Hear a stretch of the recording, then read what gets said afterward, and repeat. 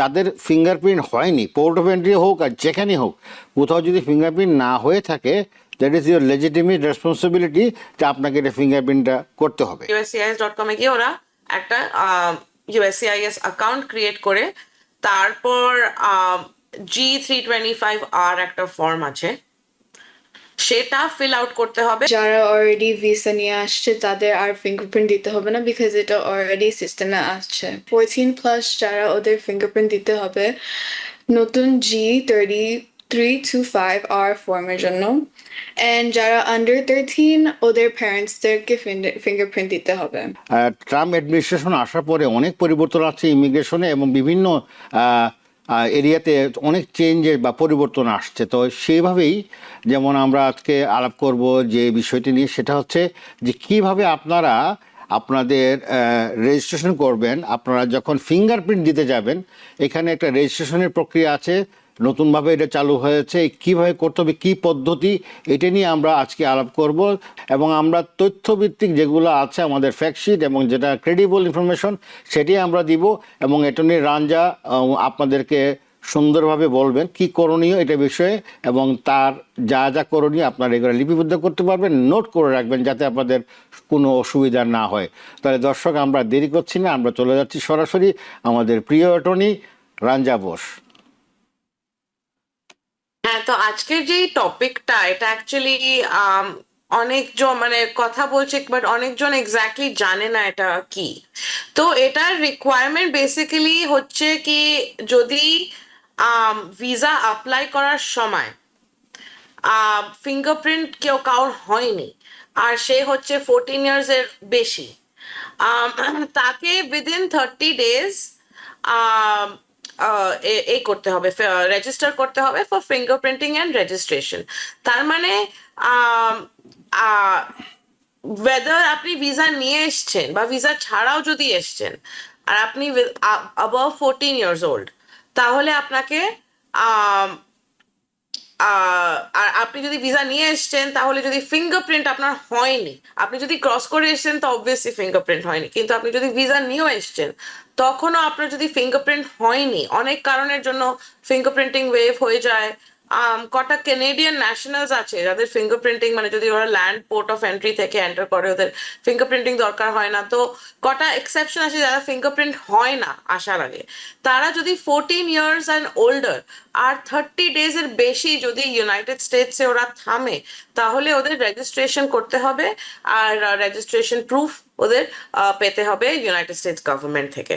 তো আর এই যে রেজিস্ট্রেশনটা ওরা করতে পারবে, এটার জন্য একটা নতুন ফর্ম এসছে, ওই ফর্মটা ভরতে হবে G325R। ওই ফর্মটা ভরে রেজিস্ট্রেশন করতে হবে আর ফিঙ্গারপ্রিন্ট করতে হবে। তো এটার মানে বেসিক্যালি গোলটা হচ্ছে কি, যারাই আনডকুমেন্টেড, যারাই আনরেজিস্টার্ড এখানে, তাদের একটা বানানো, ডেটাবেস বানানো, একটা রেকর্ড বানানো কি কে কে আছে। আর প্লাস যদি কেউ মানে ক্রাইম করে থাকে এই দেশে এসে, যাদের অলরেডি ফিঙ্গারপ্রিন্ট হয়নি, ওদের ফিঙ্গারপ্রিন্টও ওদের রেকর্ডে রাখার জন্য, এটাই অ্যাকচুয়ালি গোল। ধন্যবাদ রাঞ্জা, আপনাকে অনেক সুন্দর করে তুলে ধরেছেন। এটার যে গুরুত্বটা সেটা হলো বড় জিনিস। তাহলে এটা হচ্ছে যারা 14 বছরের উপরে তাদের জন্য নাকি?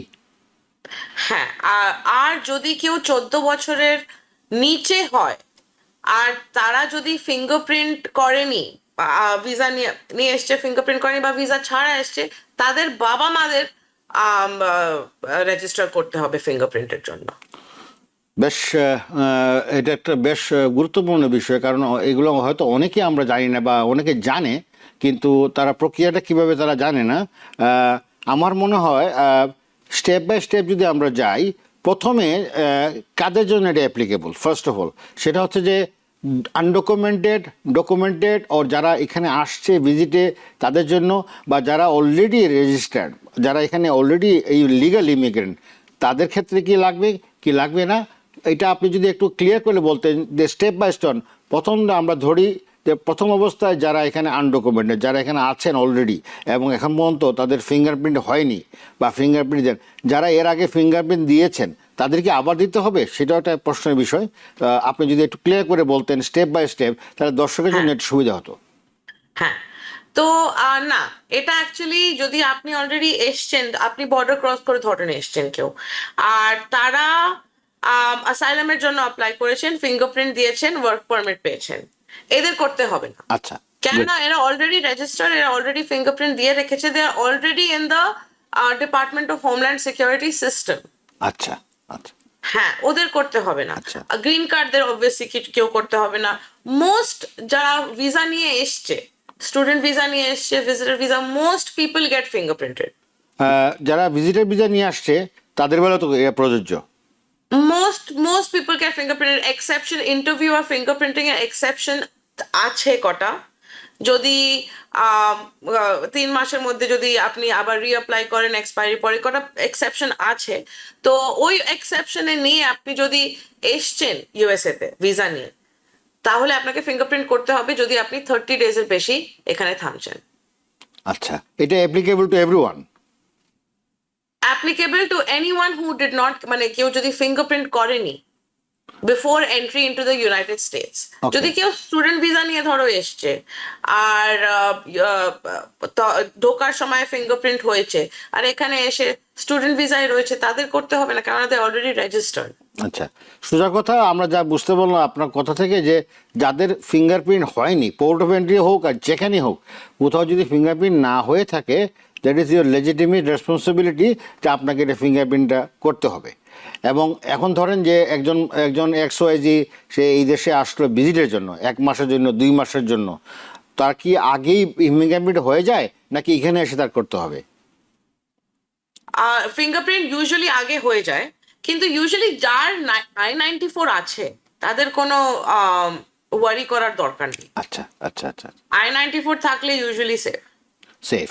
তো যাদের I-94 নাই তাদের বেলায় অবশ্যই এটা খুবই গুরুত্বপূর্ণ। তো প্রথমে ফিঙ্গারপ্রিন্ট দিতে গেলে এটা কি কোনো গভর্নমেন্ট ফিস বা আনুষঙ্গিকতা, বা আগে তো একটা অ্যাপয়েন্টমেন্ট নিতে হবে বা রেজিস্ট্রেশন করতে হবে, তাহলে এটা প্রক্রিয়াটা কি আসলে, কিভাবে তারা ফিঙ্গারপ্রিন্টের জন্য তৈরি হবে? যারা আনডকুমেন্টেড আছে তাদের জন্যই বললাম, যে যাদের ফিঙ্গারপ্রিন্ট এখনো হয়নি তারা কিভাবে প্রসেসটা করবে, কাকে ফোন করবে, কোথায় যোগাযোগ করবে, ওইটার ব্যাপারে একটু বলা উচিত আমাদের। হ্যাঁ, তো ফার্স্টে হচ্ছে একটা USCIS অ্যাকাউন্ট ক্রিয়েট করতে হবে ওদের। আচ্ছা, USCIS অনলাইন, ওদের USCIS.com এ গিয়ে ওরা একটা USCIS অ্যাকাউন্ট ক্রিয়েট করে, তারপর G325R একটা ফর্ম আছে, সেটা ফিল আউট করতে হবে। আইদার মানে যে 14 ইয়ার্সের কম তাদের একটা গার্ডিয়ান বা প্যারেন্ট ফিল আউট করতে পারে, কিন্তু ফিল আউট করতে হবে। আর তারপর ওটাকে মানে জাস্ট সাবমিট করে ওরা একটা অ্যাপয়েন্টমেন্ট লেটার দেবে আপনাকে বায়োমেট্রিক্সের জন্য। বায়োমেট্রিক্স তারপর আপনাকে গিয়ে ফিঙ্গারপ্রিন্ট দিতে হবে, তারপর একটা কনফার্মেশন দেবে ওরা, রেজিস্ট্রেশন কনফার্মেশন। সুপ্রিয় দর্শক, আমি জানি না সৃজিতা আপনি কি এই সম্বন্ধে কিছু বলবেন, বা আপনি বুঝতে পেরেছেন? আপনি কি কিছু দর্শকদের উদ্দেশ্যে বলতে চান? উনি অ্যাটর্নি রাঞ্জা যা বললেন, এই কথাগুলো যেগুলো উনি বললেন, এটা কি আপনি সামারাইজ করে কিছু বলতে চান? জি, বাংলাতে বলবো। জি। সো অ্যাটর্নি রাঞ্জা বোস বললেন যে প্রথমে যারা অলরেডি ভিসা নিয়ে আসছে তাদের আর ফিঙ্গারপ্রিন্ট দিতে হবে না, বিকজ এটা অলরেডি সিস্টেমে আসছে। অ্যান্ড 14+ যারা, ওদের ফিঙ্গারপ্রিন্ট দিতে হবে নতুন G3325R ফর্মের জন্য। অ্যান্ড যারা আন্ডার 13 ওদের প্যারেন্টসদেরকে ফিঙ্গারপ্রিন্ট দিতে হবে। আর বায়োমেট্রিক্স হলো একটা ফিঙ্গারপ্রিন্টের পুরো সিস্টেমটা। ওখান থেকে একটা আইডেন্টিকো একটা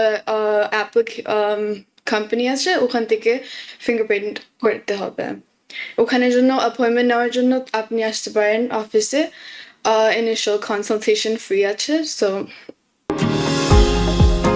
নিউ ইয়র্ক থেকে সম্প্রচারিত TVN 24 টেলিভিশন বিশ্বজুড়ে বাঙালির কণ্ঠস্বর।